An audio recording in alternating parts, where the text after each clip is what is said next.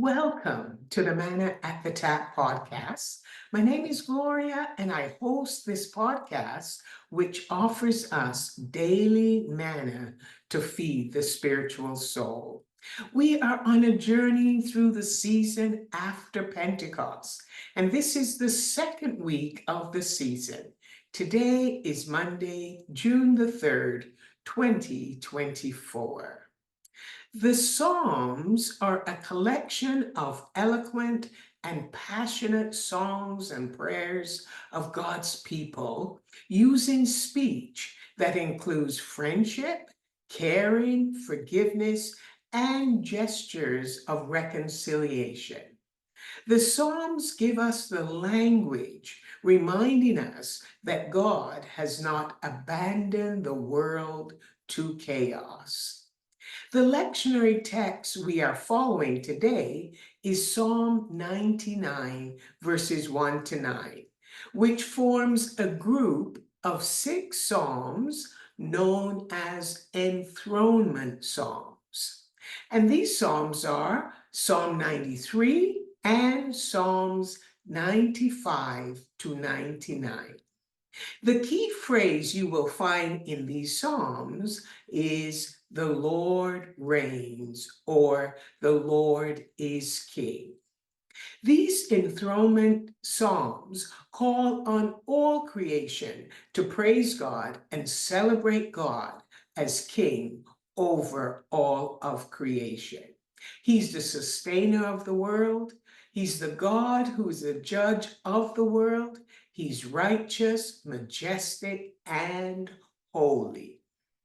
The focus of Psalm 99 is on humanity praising God. And the opening verse calls all nations and peoples to acknowledge that the Lord reigns and the people respond by trembling. 3 times in these 9 verses, God is acknowledged as holy. Meaning, and here's a meaning for the word holy in this context, meaning God is radically different from anything in the universe that exists or that we can imagine. So, holiness here means God is acknowledged as holy, meaning God is radically different from anything in the universe that exists or that we can imagine.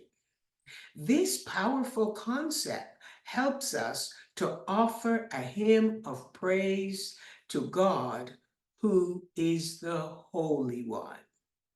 So I want you to just use your imagination.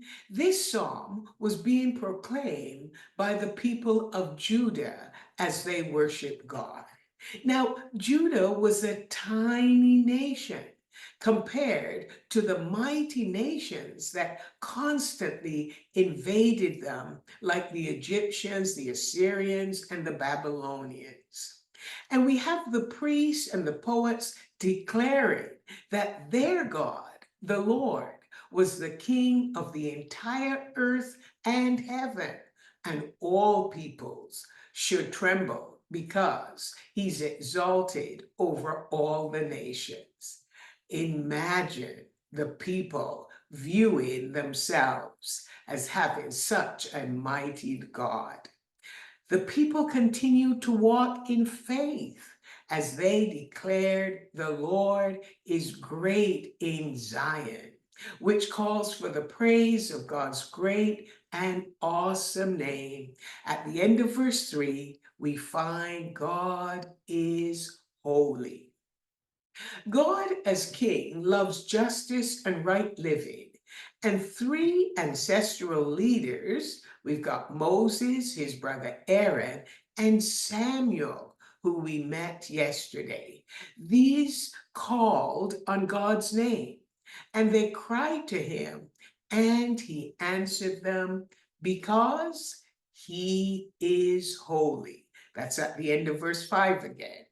Now, the final verses, verse 6 to 9, illustrate God's holiness. God chooses to work through human beings and establish lasting relationships with them. He enters into forgiving relationships based on his steadfast love for humanity. Yet, at the same time, he punishes their wrongdoings, and those things work side by side.